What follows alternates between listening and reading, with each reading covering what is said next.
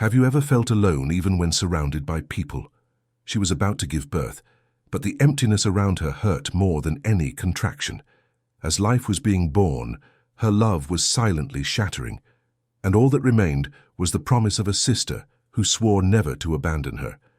If this story interests you, don't forget to subscribe to our channel and tell us which city you're watching from. Continuing. The rain streamed down the windows of St. Vincent's Hospital as if the sky sensed the tragedy about to unfold. High above, on the 12th floor of that modern building in the heart of London, Marianne felt her body failing while her mind resisted with all the strength she had left. At 38 weeks pregnant, she fought to keep her eyes open, not to let herself be consumed by the darkness that insisted on enveloping her, like a heavy, suffocating cloak. The pain came in increasingly intense waves, but it wasn't just the physical pain that tormented her. It was that other pain, the one no one saw, the one that didn't show up on monitors or in tests. The pain of loneliness of someone carrying two lives within her and feeling utterly alone in the world. Marianne squeezed her eyes shut as another contraction swept through her body, and it was then that she felt her sister's small, firm hand squeeze hers tightly. Julia was just 22, studying architecture at the University of London, and in recent months she had become Marianne's only constant companion. It was she who took her to prenatal appointments, who helped choose the baby's clothes, who listened to her fears and anxieties without judgment. And now, in that cold hospital room, it was she who held her sister's hand, as if holding a lifetime of shared stories, childhood laughter, and secrets whispered in the dead of night. "Stay with them, Ju," Marianne murmured, her voice weak, almost a whisper lost amidst the beeping of the machines. "If I don't make it, you'll look after them for me, promise?" Julia felt tears burn her eyes. "Don't say that, Marie. You'll be fine. You'll see your children grow up. You'll teach them to walk, to talk. You'll be there for every birthday, every graduation. Don't talk like that to me."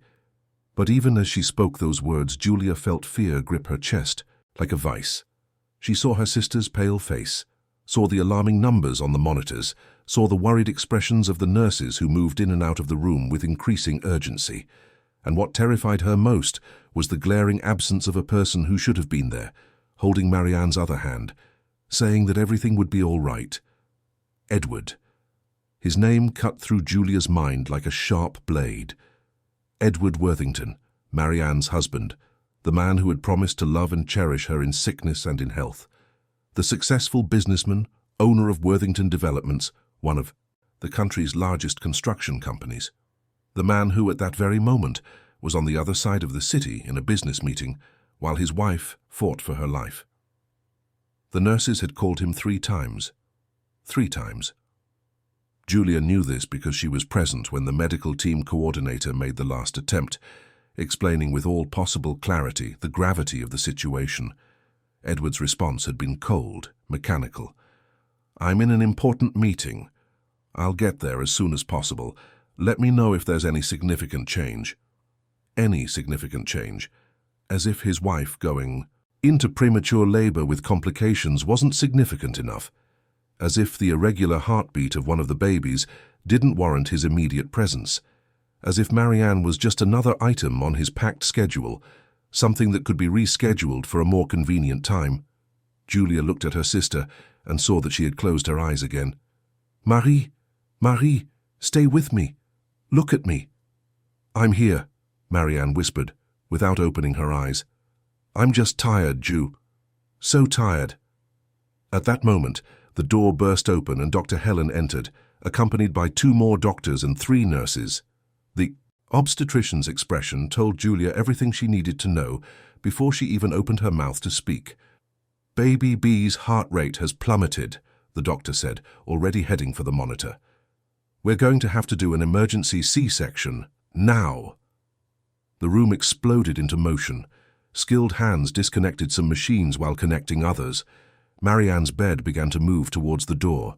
Julia held her sister's hand so tightly that her fingers turned white. "I'll be here when you wake up," Julia promised, her voice choked. "You and the babies will be fine. Everything will be all right, Marie.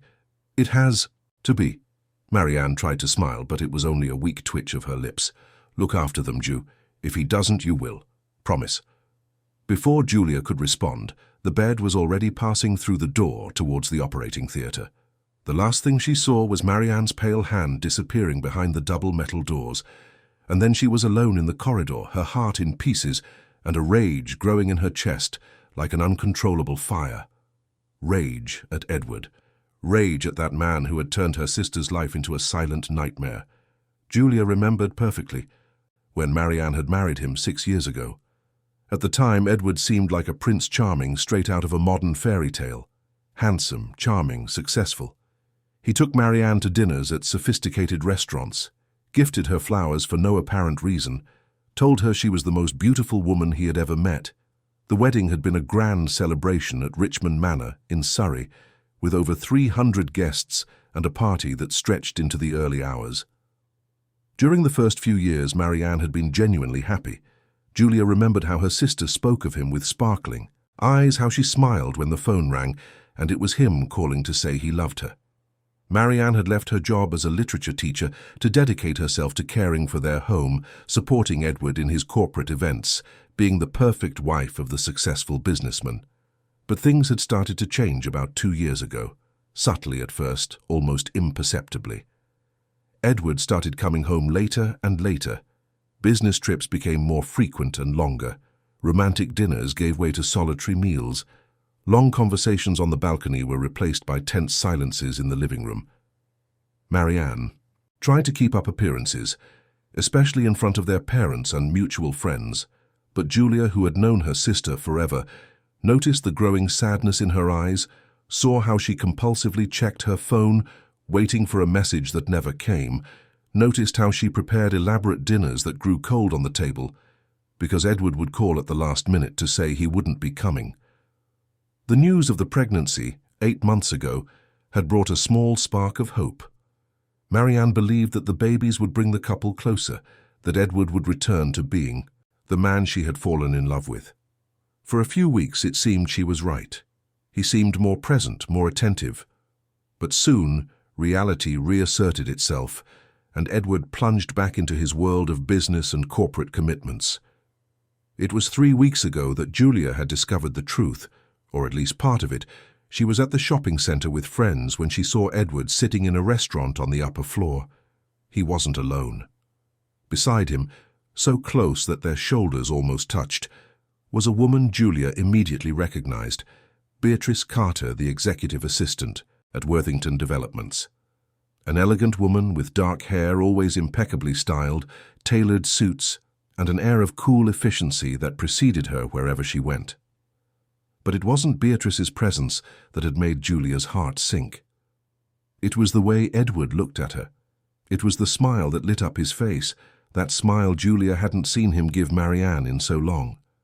It was the way he leaned his head towards her when he spoke, how his fingers brushed hers when they both reached for the menu at the same time.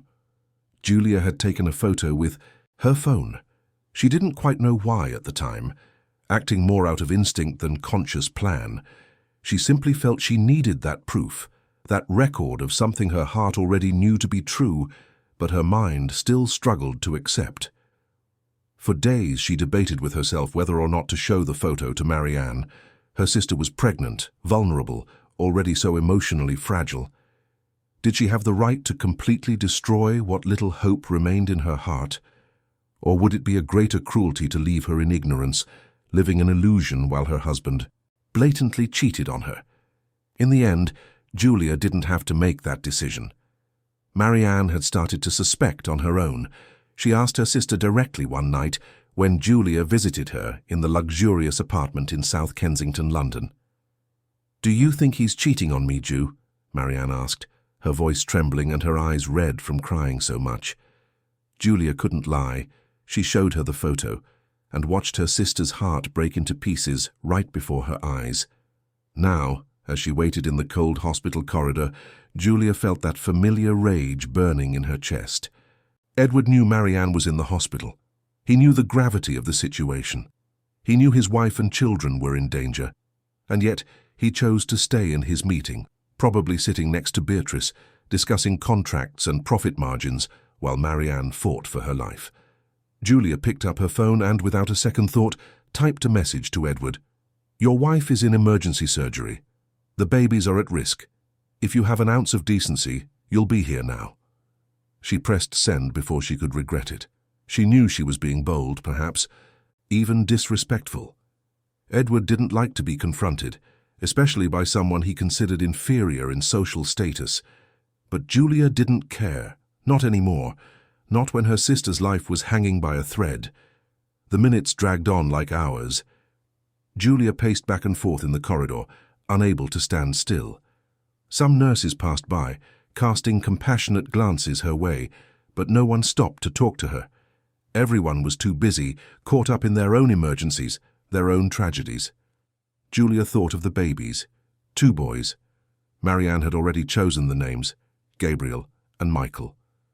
2 little angels, she used to say as she stroked her belly, who will fill our lives with love and joy. But now these little angels were fighting to come into the world, and their mother was fighting not to leave it. Would Gabriel and Michael ever know their mother? Would they grow up hearing stories about how kind and loving she was? Or would they grow up as emotional orphans, raised by a distant father and a stepmother who had destroyed their home even before they were born? Julia shook her head, trying to push away these dark thoughts. No, Marianne was going to survive. She had to survive. The babies needed her. Julia needed her. The world needed people like Marianne, people who still believed in true love, even after having their hearts broken. It was then that Julia saw a man approaching down the corridor. For a moment her heart leapt, thinking it was Edward, but as he drew closer she realized it was someone different. An older man, in a white coat and with a serious expression. The neurologist, she would later discover. Dr. Henry Adams. He stopped before her and asked, "Are you related to the patient, Marianne?" "Worthington?" Julia nodded, unable to speak. Fear had clamped her throat like an invisible hand. "I'm her sister. How is she? And the babies?" The doctor hesitated for a moment, and in that brief silence, Julia felt her world collapse around her. "The surgery is complete," he began, his voice carefully neutral. "The babies were born alive. They are in the neonatal ICU, but their vital signs are stable. However, your sister had a severe hemorrhage during the procedure. She lost a lot of blood. We had to induce a coma to give her body time to recover," Julia felt. Her legs weaken. "Coma? Will she be all right? Will she wake up?" The doctor placed a hand on her shoulder. "It's too early to make prognoses. The next few hours are critical. We'll do everything in our power, but I need to be honest with you. The situation is serious." Serious. That word echoed in Julia's mind like a death knell. Serious, critical, uncertain. "Has her husband been informed?" the doctor asked. "Yes," Julia replied, the bitterness evident in her voice. "Several times, but he was too busy to come." The doctor frowned but didn't comment. "As soon as he arrives, I need to speak with him about some important decisions that may need to be made. For now, I'll keep her under constant observation. You can visit her in the ICU, but only for a few minutes." Julia nodded and followed the doctor through a labyrinth of corridors until they reached the intensive care unit. There, behind a glass wall, was Marianne, or what was left of her. The body Julia knew so well now looked small and fragile in the hospital bed, connected to an infinity of tubes and machines. Her once rosy face was pale as paper, her lips colorless, her eyes closed as if she were merely sleeping deeply. Julia approached slowly, afraid that any sudden movement might shatter that already fragile image. She held Marianne's cold hand between hers and felt the tears finally fall unchecked. "I'm here, Mary," she whispered. "Your boys are fine. Gabriel and Michael are alive and waiting for you. You need to come back to them, do you hear? You need to wake up and meet your children. They need their mother." But Marianne didn't respond. She didn't stir. She just remained there, suspended between life and emptiness, while the machines breathed for her, and the monitors sang their monotonous, frightening melody. Julia stayed there for long minutes, holding her sister's hand, whispering words of encouragement, making promises she didn't know if she could keep. She promised she would look after the babies. She promised she wouldn't let Edward hurt her again. She promised she would be there when she woke up. If she woke up. When she finally left the ICU, Julia felt completely exhausted. It was as if all her muscles had turned to lead, as if every step required superhuman effort. She returned to the waiting room and slumped into one of the uncomfortable plastic chairs. It was only then that she noticed a message on her phone. From Edward. Finally. But the content of the message made her blood run cold. "I'll get to the hospital as soon as the event is over. Impossible to leave now. Keep me informed of any changes." Event. He was at an event, while Marianne fought for her life, while her newborn children were in the neonatal ICU. Edward was at some corporate event, probably surrounded by executives and investors, toasting with champagne and smiling for photographs. Julia felt such intense fury that for a moment she thought she might explode. Her hands trembled as she typed her reply. "Your children have been born. Your wife is in a coma. And you're at an event. What kind of man are you?" But before she could send it, a nurse approached. "Excuse me for interrupting, but could you come with me? The babies are ready to be fed, and we need authorization to give formula or wait for breast milk." Julia stood up immediately, putting her phone in her pocket. The message could wait. Her nephews couldn't. She followed the nurse to the neonatal ICU, where through another glass wall she could see 2 small incubators. Inside them, so tiny they looked like porcelain dolls, were Gabriel and Michael. They had tubes connected to their minuscule bodies, white caps protecting their delicate heads. But they were alive. They were breathing. They existed. Julia felt the tears return, but this time they were different tears. There was still pain, still fear, but there was also something more. Hope, love, a purpose. These babies needed her. Marianne needed her. And Julia would be there for all of them, no matter what happened. It didn't matter if Edward decided to show up or not. It didn't matter how many corporate events were more important to him than his own family. Looking at those 2 tiny beings, Julia made a silent promise. A promise she wouldn't break, no matter what lay ahead. "I will protect you," she whispered. "I will protect your mother, and I will make them pay for everything they've done to this family." And as the rain continued to fall outside, washing the streets of London as if to cleanse all the city's sins, Julia remained there standing guard over those 3 precious lives that now depended on her more than ever. On the other side of the city, in a luxurious ballroom at the Shard Hotel, Edward Worthington was delivering a speech on social responsibility and family values, while Beatrice Carter applauded by his side, her perfect smile hiding secrets that would soon come to light and destroy everything he had built. But for now, no one knew. For now, the tragedy still unfolded in silence, hidden behind hospital doors and false smiles. For now, Edward still believed he could have everything: the company, the power, the mistress, and the conveniently absent wife. Soon he would discover how wrong he was. Soon the house of cards he had built would collapse around him, taking with it everything he considered important. But that part of the story was yet to come. For now, there was only the waiting, the hope, and the rain that wouldn't stop falling. Dawn broke shyly over London, painting the sky in orange hues that contrasted with the darkness of recent events. Julia hadn't slept. She spent the entire night circulating between Marianne's ICU and the neonatal ICU, divided between her sister in a coma and her newborn nephews who looked so fragile in their incubators.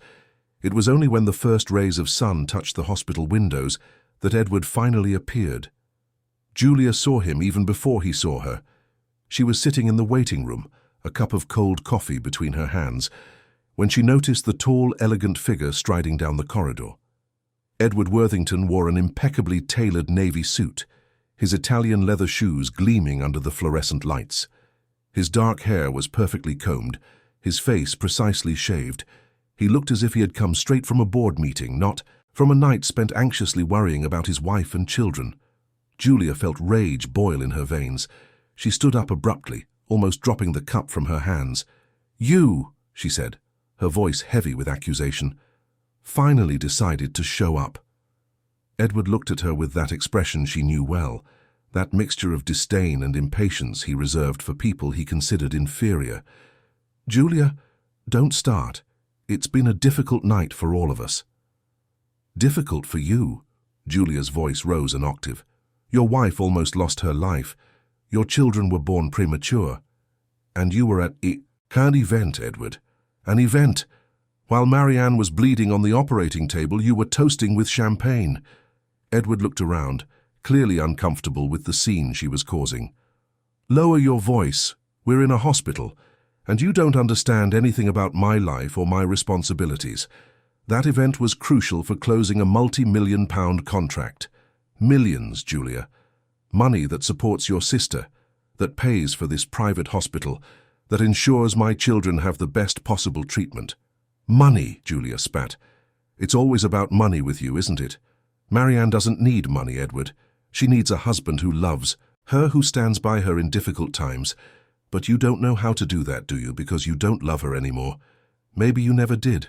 Edward's face hardened completely. Watch what you say, Julia.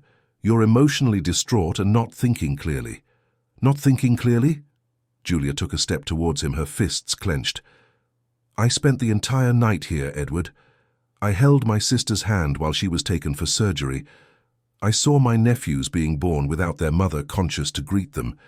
I did all of that alone while you were with your mistress. The last words came out before Julia could stop herself. The silence that followed was so intense she could hear her own heart beating furiously in her chest. Edward became completely still. Something flashed across his face, something Julia couldn't fully identify. Surprise, fear, guilt, or just anger at being exposed? I don't know what you're talking about, he said finally, his voice dangerously low. You don't know? Julia pulled her phone from her pocket and opened the photo she had taken weeks ago. Then explain this. You and Beatrice, your dear assistant, in a restaurant, looking at each other as if you were the only ones in the world. While Marianne was at home, alone, pregnant with your children, Edward looked at the photo, but his expression remained neutral. It's a business meeting. Beatrice is my executive assistant. We have meetings constantly. Meetings where you look at each other like that. Meetings where you touch each other's hands. You're seeing things that aren't there, Edward said, but there was a tension in his voice that hadn't been there before. And even if they were, what happens in my marriage is none of your business, Julia. You're just Marianne's younger sister, a student with no life experience, not understanding the complexities of an adult relationship. The words were like a slap across Julia's face. She felt tears burn her eyes, but she refused to let them fall. She wouldn't give him that satisfaction. Where is my wife? Edward asked, abruptly changing the subject. I need to speak with the doctors. In the ICU, in a coma, because of a hemorrhage that almost took her. And before you ask, your children are in the neonatal ICU, alive but premature and needing intensive care. Gabriel and Michael. Those are the names Marianne chose for them. In case you're interested. Edward didn't respond. He simply walked past her and headed to the information desk. Julia watched him speak with the receptionist, saw how he adopted that charming and authoritative tone of voice at the same time, as if he were accustomed to having all his wishes granted immediately. And he probably was. Edward Worthington was a man accustomed to controlling everything around him. He controlled his company with an iron fist. He controlled his employees with a mix of charm and intimidation. And for years he had controlled Marianne too, keeping her in a gilded cage where she had everything money could buy, except the one thing that truly mattered, true love. Julia sat down again, feeling suddenly exhausted. The adrenaline that had kept her awake all night was beginning to dissipate, leaving in its place only a profound weariness that went beyond the physical. It was an emotional exhaustion, the kind that settles in the soul and makes every breath feel like an effort. She thought of Marianne, there in the ICU, unconscious and oblivious to all the drama unfolding around her. She thought of how her sister had always been the strong one, the protector, the one who looked after Julia when they were children. When their parents had died in a car accident 10 years ago, Marianne was only 18, but had taken on the responsibility of raising her younger sister, ensuring she finished her studies, that she had a normal life despite the tragedy. Now the roles were reversed. Now it was Julia who needed to be strong. She needed to protect Marianne, protect Gabriel and Michael. ensure that family didn't completely disintegrate. Dr. Henry Adams appeared in the corridor, coming from the direction of the ICU. He seemed to be looking for someone until his eyes found Edward, who was still at the information desk. The doctor approached, and the two began to converse in low voices. Julia stood up and walked over to them, determined to hear what was being said. "Mr. Worthington," the doctor was saying when she approached, "I need to be frank with you about your wife's condition. The hemorrhage caused significant blood loss, which resulted in possible brain injury due to lack of oxygenation. We induced the coma to give the brain time to recover, but the upcoming tests will be crucial to determine the extent of the damage." "Possible brain injury," Edward repeated, his voice carefully neutral. "What exactly does that mean?" "It means that when and if she awakens, there may be sequelae, memory problems, motor difficulties, personality changes, or, in the worst possible scenario, she may not awaken." Julia felt the ground open beneath her feet. Not awaken. The words echoed in her mind like a nightmare. "No," she whispered. "It can't be. She will wake up. She has to wake up." The doctor looked at her with compassion. "We will do all necessary tests. There is always hope. But we need to be realistic about the possibilities." "And the babies?" Edward asked. "How are they?" "Stable for now. They were born at 38 weeks, which is considered early term. They have a good weight and no serious respiratory problems, but they will need to stay in the neonatal ICU for a few days, perhaps weeks, for observation." Edward nodded, processing the information with that same neutral expression Julia was beginning to hate. It was as if he were in a business meeting, analyzing numbers and statistics, not talking about the lives of his wife and children. If you were living in this story, what would you do in Edward's place? Would you stand by your family or move on with your parallel life? Leave your opinion in the comments. "Doctor," Edward said finally, "I need to clearly understand all available options. If my wife's condition does not improve, what are the next steps?" Julia looked at him, horrified. "What are the next steps? Edward, she's your wife, the mother of your children. How can you talk about her as if she were a business problem to be solved?" Edward completely ignored her, keeping his eyes fixed on the doctor. "I need to know, doctor. I have responsibilities. 2 newborn children, a company to run. I cannot make decisions in the dark." The doctor seemed uncomfortable. "Mr. Worthington, it's too early to talk about this. Your wife has just undergone emergency surgery. Let's give her body time to recover before we consider any other measures." "But if it becomes necessary," Edward insisted, "if the tests show there's no possibility of recovery, is there a protocol to follow? Documents that need to be signed?" Julia felt nausea rise in her throat. He was talking about turning off the machines, about letting Marianne die. And he spoke about it with the same coldness with which he probably discussed contract terminations. "You're a monster," she whispered. "A true monster." Edward finally looked at her, and for the first time Julia saw something real in his eyes. Rage, pure, cold rage. "You don't understand anything, Julia. Nothing. You're a child playing at being an adult. The real world doesn't work like in your college textbooks. Sometimes difficult decisions have to be made." "Difficult decisions?" Julia's voice trembled. "You're talking about letting your wife die. The woman who loved you, who gave up everything for you. Who is there fighting for her life after giving birth to your children?" "Enough," Edward said, his voice sharp as a blade. "Doctor, please take me to my wife, and then I want to see my children." The doctor nodded, clearly relieved to be able to exit that uncomfortable situation. "Follow me, please." They followed in silence down the corridor until they reached the ICU. Through the glass wall, Julia saw Marianne exactly as she had left her hours ago. Pale, fragile, connected to a network of tubes and machines that kept her body functioning. Edward stopped before the glass, and for a long moment just looked. Julia tried to decipher his expression, searching for any sign of love, remorse, genuine concern, but all she saw was that same calculated neutrality. "May I go in?" he asked the doctor. "For a few minutes only, and without touching her. Any contact can pose a risk of infection." Edward entered the room and approached the bed. Julia remained outside, observing through the glass, She saw when he looked at Marianne's face, saw when his eyes scanned the tubes and monitors. But she saw no tears, no gesture of affection, no whispered word of love or encouragement. He stayed there for exactly 3 minutes. Julia mentally counted every second, and then he left, his face impassive as if he had just visited any patient, not the woman with whom he had shared 6 years of his life. "Now, my children," he said. They went to the neonatal ICU. Gabriel and Michael slept in their incubators, oblivious to the drama unfolding around them. They were so small, so perfect, so vulnerable. Julia felt her heart clench as she looked at them. These babies hadn't asked to be born amidst this tragedy. They weren't to blame for their parents' mistakes. They deserved love, care, a functioning family. Edward observed his children in silence.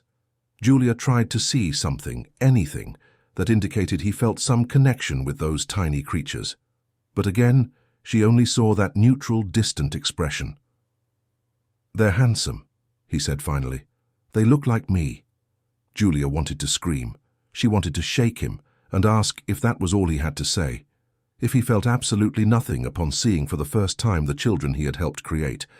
But she remained silent, afraid that if she started talking, she wouldn't be able to stop. Edward turned to the doctor. "Doctor, I need to go back to work. I have important meetings today, but I ask that you keep me informed of any changes in my wife's condition. I'll leave my personal number with the nurses." Julia couldn't contain herself any longer. "You're leaving? Now? Your children have just been born, Edward. Your wife is fighting for her life." "And what exactly do you want me to do?" he retorted. "Sit here staring at her? Will that help her in any way? I'm going to do what I can do, Julia. I'm going to work, I'm going to earn money to pay all the bills that will come. Someone has to be practical in this situation." "Practical," Julia repeated, incredulous. "You call that practical? I call it inhumane." "Call it what you want," Edward said, already walking away. "I'll be with the doctors. Any emergency, call me. And Julia," he added, turning back one last time, "keep your opinions to yourself. I don't want you spreading lies about me to anyone. Understood?" He didn't wait for an answer. He simply turned his back and left, his footsteps echoing down the corridor, until they completely disappeared. Julia stood there, feeling utterly helpless. The doctor placed a hand on her shoulder. "He's in shock," he said gently. "Sometimes people react in strange ways in moments of crisis." But Julia knew that wasn't it. Edward wasn't in shock. He simply didn't care. Or worse, he was relieved. Relieved to have an excuse to step away, to move on with his life, without the burden of a marriage that had long become a weight for him. She returned to the waiting room and slumped into one of the chairs. She picked up her phone and saw that she had several messages from college friends, asking if everything was okay, if she needed anything. But there was one message that caught her attention. It was from an unknown number. She opened the message and felt her blood run cold. It was a photo of Edward and Beatrice. But this time it wasn't in a restaurant. It was in a hotel room. They were embracing, their faces close, intimate smiles on their lips. The caption simply read, "Thought that was the only photo? I have many more, and he doesn't deserve to get away with it." Julia looked at the number, trying to figure out who could have sent it, but she didn't recognize it. She quickly typed, "Who are you?" The reply came almost instantly. "Someone who was also hurt by him. Someone who wants justice. We'll talk soon." And then, nothing more. The number remained silent, leaving Julia with more questions than answers. She looked at the photo again, feeling a mixture of anger, disgust, and a strange sense of power. Because now she had proof. Real, undeniable proof of Edward's betrayal. And something told her this would be important. Very important. She saved the photo and put away her phone. Then she stood up and went back to Marianne's ICU. She wanted to be close to her sister, even if she couldn't hear her. She wanted Marianne to know somehow that she wasn't alone, that someone was fighting for her, someone who would never abandon her. Julia spent the next few hours there, sitting in a chair beside Marianne's bed, holding her cold hand and speaking softly. She told stories of their childhood, recalled happy moments, the dreams they used to share. And she made promises. Promises that she would look after Gabriel and Michael. Promises that Edward would pay for everything he had done. Promises that the truth would come out, no matter the cost. And as she spoke, Julia swore she saw a faint tremor in Marianne's hand, so subtle it could have been just her imagination. But she chose to believe it was real, that somewhere deep down Marianne was still fighting, still present, still holding on to hope. Outside, the city of London awoke to another ordinary day. People went to work, had coffee in bakeries, complained about traffic. They didn't know about the silent tragedy unfolding in that hospital. They didn't know about Marianne fighting between life and emptiness. They didn't know about Gabriel and Michael, two babies who had come into the world without knowing their mother's touch. And they didn't know that, somewhere in that same city, Edward Worthington was already back in his office, immersed in spreadsheets and contracts, as if nothing extraordinary had happened, as if his life hadn't completely changed in the last 24 hours. But it had changed, for all of them, and nothing would ever be the same again. The storm was just beginning. 3 days had passed since the birth of Gabriel and Michael. 3 days that felt like an eternity for Julia, who had practically moved into the hospital. She slept on uncomfortable waiting room chairs, ate cold sandwiches from the cafeteria, and spent every free minute between Marianne's ICU and the neonatal ICU. The babies were improving. Gabriel had come off oxygen on the second day, and Michael was well on his way to doing the same. They were little fighters, the nurses said, strong like their mother. But their mother remained plunged in a deep and frightening silence. Julia was talking to one of the neonatal ICU nurses, discussing the possibility of starting bottle feeding, when she heard a familiar voice behind her. Julia. She turned around and almost didn't recognize the woman in front of her. It was Beatrice Carter. But not the impeccable, polished Beatrice Julia was used to seeing in photos and at corporate events. This Beatrice had deep, dark circles under her eyes, her hair tied back haphazardly, and an expression of despair on her face that completely contrasted with her usual composure. "What do you want here?" Julia asked, feeling the familiar rage rise in her chest. Beatrice looked around nervously. "Can we talk? In private? I have nothing to say to you. Please," Beatrice almost begged. "It's important. It's about Edward, and about Marianne. You need to hear me out." Julia hesitated. Every fiber of her being screamed to send that woman away, not to give her even a minute of her time. But there was something in Beatrice's expression, something genuine in her despair, that made Julia reconsider. "5 minutes," she said finally. "There's an empty meeting room at the end of the corridor." They walked in silence to the room. Julia closed the door and crossed her arms, keeping her distance. "Speak." Beatrice took a deep breath as if gathering courage. "I know what you think of me, and you're right to think that way.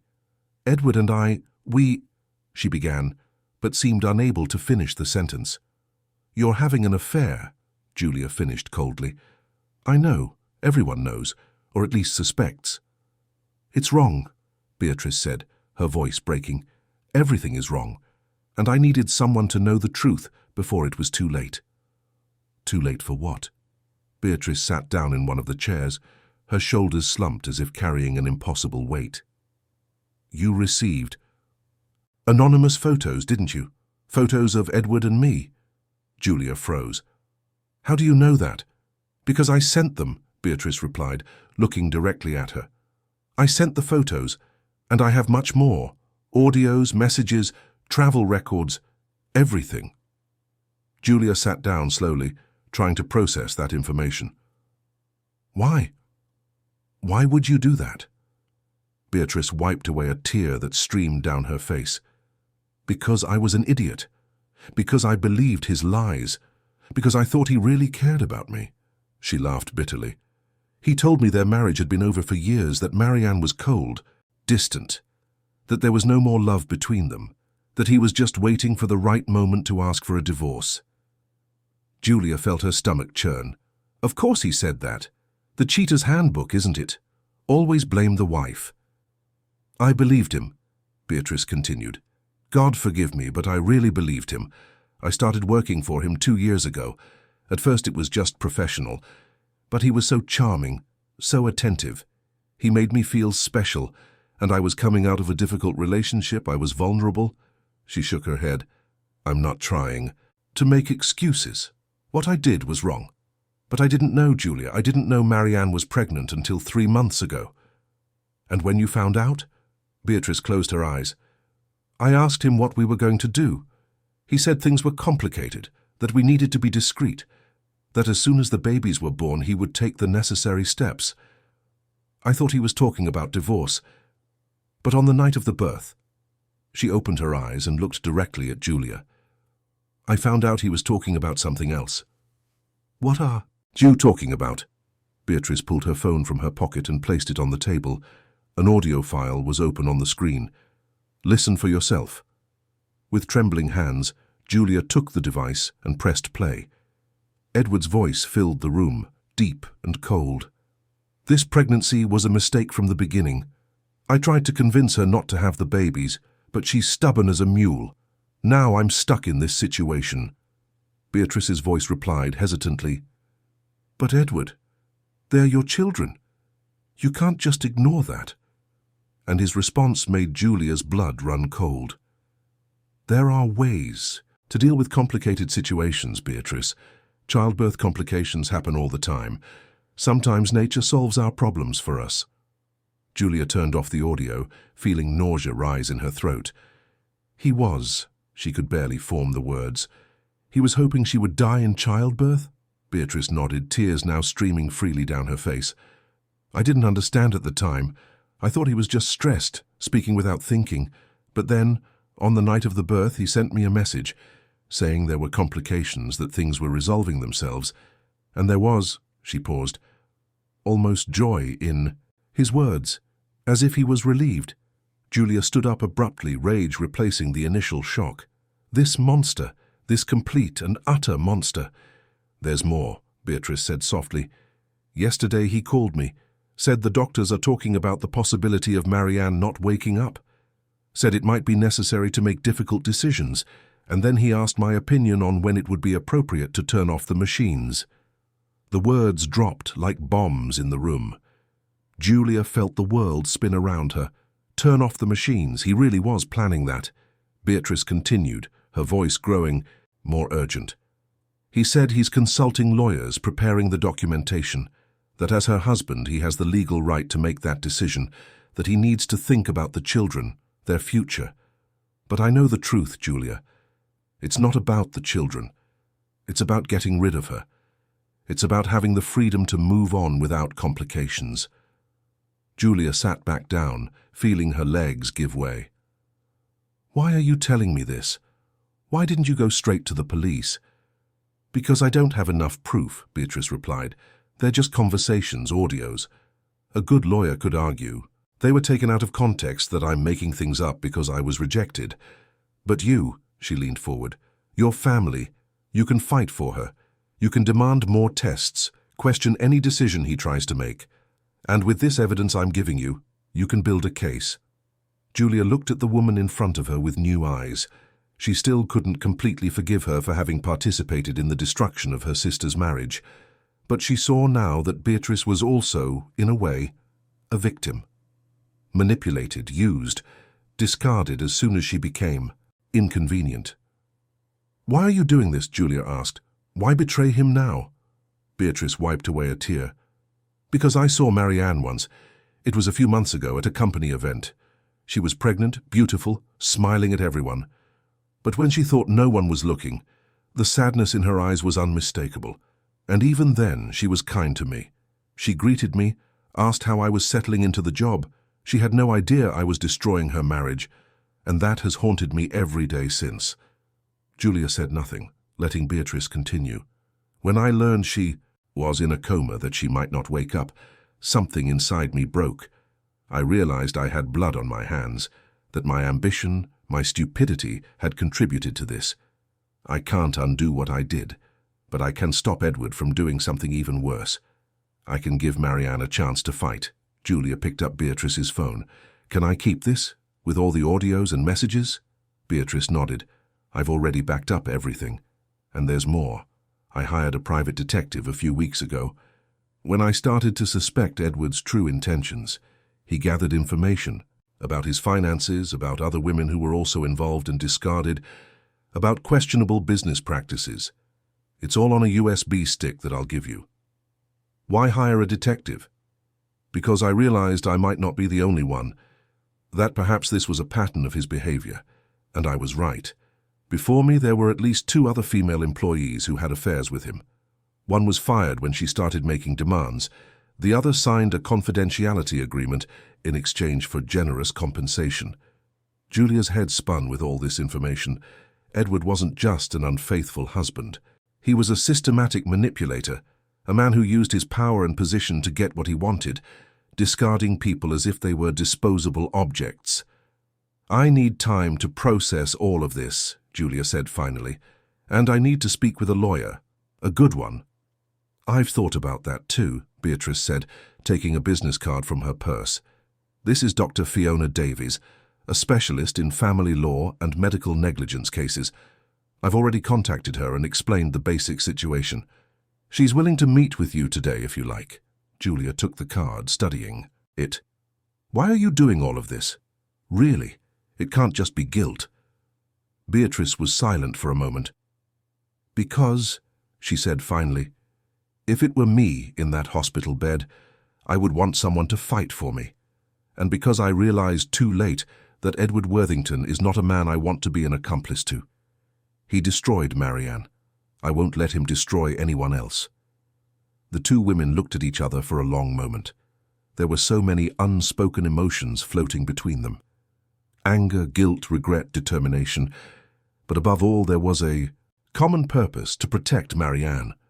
I'll need you to testify, Julia said.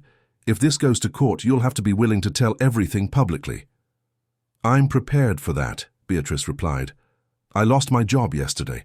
Edward fired me. He said I was emotionally unstable and that it would be best if I took some time off. But I know it was because I started asking questions, questioning what he was planning. So yes, I'll testify. I'll tell everything. Julia stood up, putting the lawyer's card in her pocket. I'll call her now. And Beatrice. She paused. Thank you. As complicated as it is to say this, thank you for doing the right thing. Beatrice nodded, more tears streaming down her face. Look after her, Julia, and the babies. They deserve a chance to know their mother. Julia left the room, her mind buzzing. She called Dr. Fiona Davies immediately, and to her relief the lawyer managed to fit her into her schedule that very afternoon. Meanwhile, she decided to return to Marianne's ICU. She needed to be close to her sister, needed to tell her somehow that she wasn't alone, that there were people fighting for her. When she reached the ICU door, she found Dr. Henry Adams leaving the room.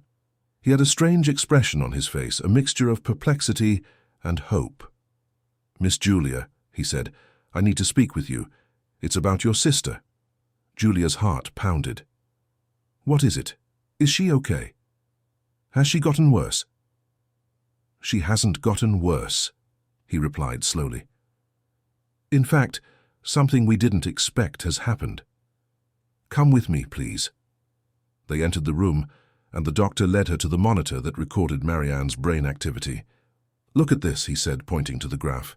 When she arrived, brain activity was practically absent. That's why we talked about the possibility of irreversible brain damage. Julia looked at the monitor, not fully understanding what she was seeing. And now? Now, he said, clearly struggling to contain his emotion. Activity is starting to appear. It's not much, still very subtle, but it's there. And last night, one of the nurses swore she saw her index finger move. Just a slight tremor, but it was a movement. Julia felt tears well up in her eyes.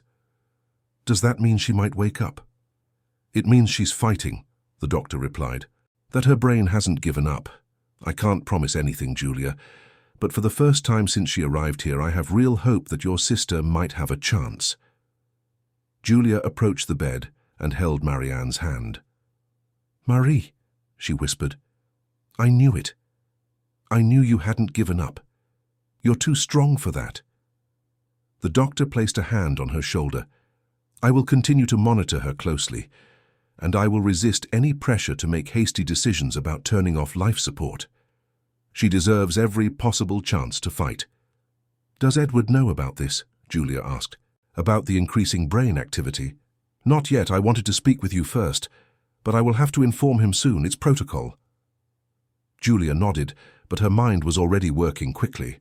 She knew that as soon as Edward learned Marianne was showing signs of recovery, he might try to accelerate any plans he had. She needed to act fast. "Doctor," she said, "I need to ask a favor, a very important favor. Can you wait until tomorrow to inform Edward? Just 24 hours. I need time to," she hesitated, "to arrange some legal matters." The doctor studied her carefully. "Is there something I should know?" Julia made a decision at that moment. She would trust him. She had to trust someone. "I believe my sister's husband may not be acting in her best interest. I'm gathering evidence and consulting a lawyer. I just need a little more time." The doctor was silent for a long moment. Finally, he nodded. "I can justify waiting until tomorrow by saying I want to run more tests to confirm the changes. But I cannot wait longer than that, Julia. It would be unethical." "I understand and thank you from the bottom of my heart." She stayed a little longer beside Marianne, talking softly, telling her about the babies, about how they were getting stronger every day. She promised that when she woke up, she would see her children for the first time. She would hold Gabriel and Michael in her arms and know that all the struggle had been worth it. In the afternoon, Julia met Dr. Fiona Davies in her elegant office on Oxford Street. The lawyer was a woman in her early 40s, with elegantly styled greying hair, piercing eyes that seemed to see through any lie. Julia told her everything, about Edward's affair with Beatrice, about the compromising audios, about his coldness at the hospital, about the signs that he was consulting lawyers about turning off life support, and about the new hope Dr. Henry had given her that morning. Dr. Fiona listened in silence, taking occasional notes. When Julia finished, the lawyer leaned back in her chair and interlaced her fingers. "It's a complicated case," she said finally, "but not impossible. As the patient's sister-in-law, you have a limited right to question medical decisions. However, we can argue that there is a conflict of interest, given the husband's extramarital relationship and the evidence that he may not be acting in the patient's best interest. So you can do something?" "Yes, I can. First thing, I will draft an injunction requiring that any decision regarding the suspension of treatment be preceded by an independent medical evaluation and a court hearing. Second, I will initiate proceedings questioning Edward Worthington's fitness as the legal guardian of Marianne's interests, given the potential conflict of interest." Julia felt a wave of relief. "And the babies? If something happens to Marianne, does he get automatic custody?" "Normally, yes, but given what you've told me, we can argue that he is not a suitable father. The evidence of emotional neglect, the abandonment during childbirth, all of this can be used to question his parental fitness. Would you be willing to seek custody?" "Yes," Julia replied without hesitation. "I will do whatever is necessary to protect my nephews." "Then let's start preparing the documentation. But Julia," the lawyer leaned forward, "I need you to understand that this is going to get very ugly. Edward Worthington is a powerful man with unlimited resources. He will fight, and he will play dirty." "I'm prepared," Julia said with a determination that surprised even herself. "He has already destroyed my sister. I won't let him destroy anything else." The lawyer smiled, a smile that held a hint of admiration. "Then let's go to war."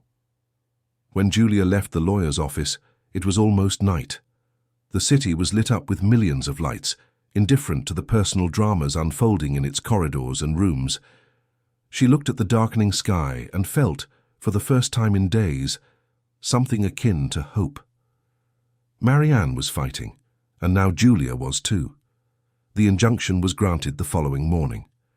Dr. Fiona called. Julia at 7 o'clock, with the good news echoing over the phone. "We did it," the lawyer said. "No decision regarding the suspension of treatment can be made without judicial approval and an independent medical evaluation. Edward Worthington was officially notified 20 minutes ago." Julia was at the hospital when she received the call. She had spent another night there, alternating between watching over Marianne and caring for Gabriel and Michael. The babies were getting stronger every day. Michael had completely come off oxygen and Gabriel was feeding well. They were small miracles amidst so much darkness. But the greater miracle was yet to come. Julia was sitting beside Marianne when she felt a squeeze on her hand. At first she thought it was her imagination, her tiredness playing tricks on her. But then she felt it again. Stronger this time. Unmistakable. "Mari," she whispered, her heart pounding. "Mari, are you listening to me? Squeeze my hand again if you are." And Marianne squeezed, weakly, but deliberately. Julia jumped up and ran to call the doctor. "Dr. Henry, she's waking up. She squeezed my hand." The doctor came running, followed by 2 nurses. They surrounded the bed, checking monitors, examining reflexes. And then it happened. Marianne's eyes opened, just a slit at first, sensitive to the light. But they were open, alive, conscious.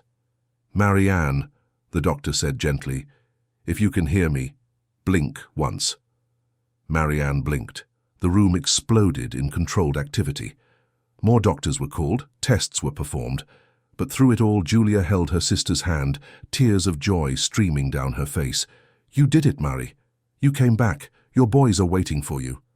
It took a few hours for Marianne to regain enough strength to speak.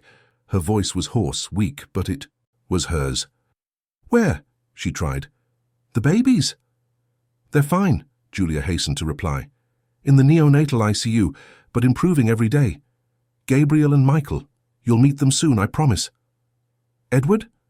The question came laden with complex emotions. Fear, hope, doubt. Julia hesitated. She didn't know how much she should tell at that moment. Marianne was fragile, just waking up from a coma.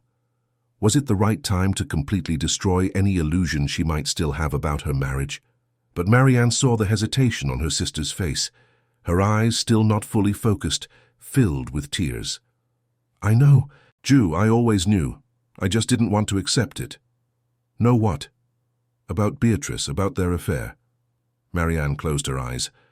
"I thought if I pretended not to see, maybe it would pass. Maybe he would come back to me when the babies were born.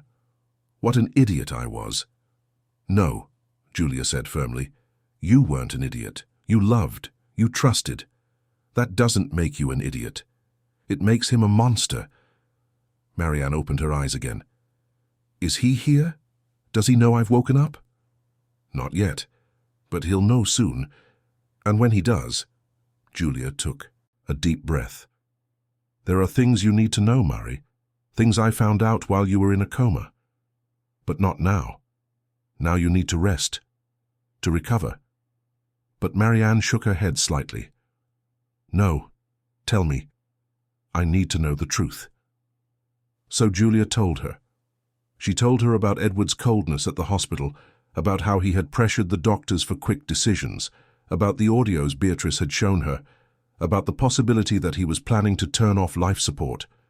With each word, she saw her sister's heart break a little more. But she also saw something else.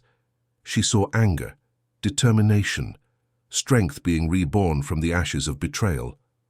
"He wanted me dead," Marianne said finally, her voice trembling but firm. "He wanted to get rid of me." "But you survived," Julia said, "and now we're going to fight, together. I already have a lawyer. We've already started legal proceedings. You're not alone in this, Mari." Marianne squeezed her sister's hand tighter. "My children. He can't have my children. And he won't. I promise." It was at that moment that the door opened, and Edward entered. He stopped mid-stride, clearly shocked, to see Marianne awake, her eyes open, looking directly at him. "Marianne," he began, trying to compose that charming smile. "Thank God you're awake. I was so worried." "Liar!" The word escaped Marianne's lips like a whip. "You're a liar." Edward blinked, surprised by the hostility. "Darling, you're confused. You just woke up. You're still weak." "I am perfectly lucid, Edward. Lucid enough to know that you wanted me to die, that you were planning to turn off my life support, that you were already thinking about your new life without me." Edward's face paled. "I don't know what you're talking about. You're delirious." Julia stood up, placing herself between Edward and Marianne. She knows everything, Edward. About the audios, the messages, Beatrice, your plans. And we have evidence of everything. Edward looked at her with such pure hatred that Julia felt a chill run down her spine. You, he spat, you're poisoning her mind, interfering in a marriage that isn't yours. There is no more marriage, Marianne said from the bed. It's over. It was over the moment you chose another woman. It was over when you abandoned me at the hospital. It was over when you signed documents to let me die. Edward took a step towards the bed, but Julia blocked his path. Don't come near her, she warned, and know that we've already filed for a protective order. You can no longer make medical decisions for her, and we will fight for custody of Gabriel and Michael. My children, Edward's voice rose dangerously. You think you can take my children from me? I am their father. I have rights. Rights you abdicated when you abandoned them, Julia retorted. When you chose a corporate event instead of being here when they were born. I was working, Edward shouted, working to secure their future. You were with your mistress, Marianne corrected, her voice weak but firm. Don't lie anymore, Edward. We have nothing left. You destroyed everything. Edward opened his mouth to reply, but at that moment, Dr. Henry entered the room, followed by 2 nurses. Mr. Worthington, he said firmly, I'm going to have to ask you to leave. The patient needs rest, and this situation is clearly causing stress. That's my wife, Edward growled, and I am her doctor, and I am asking you to leave, now. The 2 men stared at each other for a long moment. Finally, Edward backed down, but before leaving he looked at Marianne. This isn't over, he said, not by a long shot. I have the best lawyers in the country. They'll destroy both of you in court. We're counting on it, Julia replied calmly. Because when you try to destroy us in public, we'll show the world who you really are. Every piece of evidence, every audio, every lie. It's going to be beautiful to watch your empire collapse. Edward left, slamming the door. The silence that followed was heavy and tense. Marianne began to cry, great sobs that shook her fragile body. Julia rushed to her bedside, holding her carefully. It's okay, she whispered. It's over. He can't hurt you anymore. But it took days for Marianne to truly believe that. Days of physical and emotional recovery, days of therapy and tears, days of meeting her children for the first time, holding Gabriel and Michael against her chest and feeling the purest, most intense love she had ever experienced. Edward tried to fight. He hired expensive lawyers. He spread lies in the press. He tried to paint Marianne as mentally unstable and Julia as manipulative. But he hadn't counted on one thing. Beatrice. Beatrice Carter, in an act of redemption no one expected, went public. She gave detailed interviews to newspapers and television programs. She showed audios, messages, irrefutable evidence of the affair and Edward's plans. She spoke about the other women before her, about his predatory pattern of behavior. The story exploded on social media. The man who had built an image of an ethical executive and dedicated husband was revealed as a cruel and calculating manipulator. Worthington Development's shares plummeted. Business partners began to withdraw. The empire Edward had built with such obsession began to crumble, but the final blow came from where he least expected it. 3 weeks after Marianne's awakening, the company was holding a corporate event, a gala dinner for investors and strategic partners, a desperate attempt by Edward to save his reputation and his businesses. He had rehearsed a speech about fresh starts, about learning from mistakes, about being a new man. Marianne was still using crutches, her body still recovering from the ordeal. But when she learned of the event, she made a decision. She would go. She would have her moment to speak the truth directly to those people who had applauded Edward for years, who had invested millions in his company, who had believed in his facade of an upright man. Julia tried to convince her to wait, to recover more before exposing herself like that. But Marianne was determined. I have to do this, Ju. I have to look at him and everyone who supported him and say, I survived. You didn't bury me. I came back. So they went. Marianne on her crutches, in an elegant but simple dress, No makeup to cover the marks of the battle she had fought, Julia by her side, protective as always. They arrived when Edward was in the middle of his speech. The ballroom was packed, hundreds of people in formal attire, champagne glasses raised. Edward, on the illuminated stage, spoke with that persuasive voice that had convinced investors to place millions in his hands. "I've learned that in life sometimes we go through trials that test us," he was saying, "that force us to examine our choices, our values. And I've been through that recently. My family went through a difficult time, a time that made us question everything, but we are stronger now. I am stronger and ready to take this company to new heights." It was at that moment that Marianne began to walk through the ballroom. People turned to look, recognizing her from the photos that had circulated in the press. Murmurs began to spread.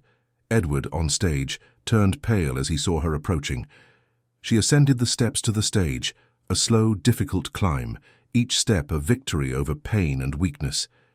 Julia stood at the foot of the stage, ready to help if needed, but knowing that this moment belonged to her sister.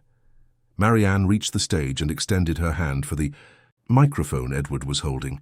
He hesitated, but feeling the eyes of hundreds of people on them, he had no choice but to hand it over. Marianne turned to the audience. "Good evening," she said, her amplified voice echoing through the hall. "My name is Marianne Worthington, and I am the wife my husband just spoke about, the family that went through the ordeal. I came here today to tell you what really happened." Edward tried to take the microphone back. "Marianne, don't do this. You're not well. Let me take you home." But she pulled away. "I am perfectly well, better than I've been in years, in fact, because now I see clearly, and I will share that clarity with everyone here." And then she told her story. She spoke of the loneliness she had felt during her pregnancy, of Edward's absences, of the day of the birth when he chose an event instead of being by her side, of the coma, of almost dying, and of discovering upon waking that her own husband had considered turning off the machines that kept her alive. The silence in the ballroom was absolute. No one moved, no one breathed. "While you toasted to his success," Marianne continued, "I was fighting for my life. While he smiled for photographs with his assistant, I was bleeding on an operating table, and when I woke up, I discovered he wasn't sad at the possibility of losing me. He was relieved." "Edward, that's not true," he tried. "You're confused, traumatized. Let me explain." But Marianne didn't stop. "I have recordings. I have messages. I have witnesses. And I have 2 children who almost grew up without a mother because their father decided it would be more convenient if I didn't survive." The audience erupted in murmurs. Cameras from photographers and journalists who had been invited to cover the event were recording everything. Edward tried to take the microphone back, but this time Marianne turned to him and said, loud and clear, "No, you had your turn to speak. You had years to tell your version of the story. Now it's my turn." She looked again at the audience. "I came here today not to destroy this man. He did that himself. I came here to tell you, and especially all women who might be listening. I survived. He tried to bury me literally and figuratively, but I came back. I came back stronger, more aware, more determined, and I will rebuild my life now with my 2 beautiful children far from him." Tears streamed freely down her face now, but her voice remained firm. "And if there's one thing I've learned from these months of pain, it's that we are stronger than we think, that we can survive the unimaginable, that we can rise from the ashes and create something new and beautiful from the ruins." Marianne placed the microphone back on the stand and turned to leave. Edward tried to grab her arm, but she pulled away. "Don't touch me. Never touch me again." Julia quickly went onto the stage and helped her sister descend the steps. The ballroom erupted in voices. Some applauded. Others shouted questions. Journalists rushed out to publish the story. Investors pulled out their phones, probably already considering withdrawing their funds from the company. Edward stood alone on the stage, the empire he had built crumbling in real time around him. He tried to speak, tried to explain, but no one was listening anymore. People were already leaving, murmuring among themselves, taking photos, sharing videos. Outside, in the fresh London night, Marianne took a deep breath. She felt light for the first time in years, as if an impossible weight had finally been lifted from her shoulders. "Are you okay?" Julia asked, concerned. Marianne smiled through her tears. "I'm great. For the first time in a long time, I'm truly great." In the days that followed, Marianne's story became national news. Television programs invited her for interviews. Women from all over the country wrote messages of support, sharing their own stories of survival and rebuilding. Lawyers offered to work pro bono on her divorce and child custody case. Edward tried to control the damage, but it was too late. His company lost important contracts. Shareholders demanded his resignation from the board. Beatrice sued for moral harassment. Other former employees began to speak out, revealing a pattern of abusive behavior that had extended for years. The divorce was swift and definitive. Marianne gained full custody of Gabriel and Michael, with Edward having only supervised visits. The house, joint accounts, everything was divided according to Marianne's lawyer's advice. She didn't want more than what was fair, but she also wouldn't accept less. 6 months later, Marianne was in a small apartment in Notting Hill, very different from the mansion she had shared with Edward. But it was hers and her children's. Gabriel and Michael were healthy, growing fast, filling the space with laughter and mess and pure love. Julia was there almost every day, helping, supporting, being the family she had always been. And sometimes Beatrice would appear, bringing gifts for the babies, asking for forgiveness in silent ways. Marianne still wasn't sure if she could completely forgive her, but she was learning that carrying anger was heavier than learning to let go. One afternoon, while the babies slept and Julia had gone out for groceries, Marianne sat on the balcony with a cup of coffee and looked out at the city stretching before her. London, with all its brutality and beauty, continued to spin, indifferent to the small tragedies and triumphs of its inhabitants. But for Marianne, that city meant a new beginning. It meant survival. It meant it was possible to fall completely and still find the strength to rise. Her phone vibrated. It was a message from an unknown number. For a moment she felt the old fear return, but then she opened the message and smiled. It was from a woman who had seen her story on television. It simply read, "Thank you for being courageous. You inspired me to leave my abusive husband. Today, I filed for divorce. For the first time in years, I have hope." Marianne felt tears well up in her eyes, but this time they were good tears. She replied, "You are stronger than you think. Rebuilding is hard, but it's worth it. I'm here if you need to talk." And at that moment, looking at the horizon where the sun began to set, Marianne knew she had found her purpose. She would no longer be the perfect wife of a powerful businessman. She would no longer be the woman who pretended not to see betrayals, who swallowed loneliness with a smile on her face. She would be herself, mother, survivor, warrior. And perhaps someday she would help other women find their own strength, their own voice, their own new beginning. The storm had passed, and what remained were deeper roots, stronger wings, and a heart that had learned that true love begins with loving oneself. Gabriel woke up crying, followed by Michael seconds later. Marianne stood up, putting away her phone, and went to care for her children, her miracles, her reason for having fought so hard. And as she picked them up, one in each arm, feeling the delightful weight of their lives depending on her, Marianne whispered, "Mummy is here, always will be here, and we're going to be okay. All of us are going to be okay." And she believed it. Finally, truly believed it. End of story. Dear listeners, we hope Marianne's story has touched your heart. If you were moved by this journey of pain, overcoming, and new beginnings, please leave a like, subscribe to the channel, and tell us in the comments what stood out to you most in this story. Was it Marianne's courage in confronting Edward, Julia's loyalty, Beatrice's redemption, or perhaps the message that it's always possible to start anew, no matter how deep the fall?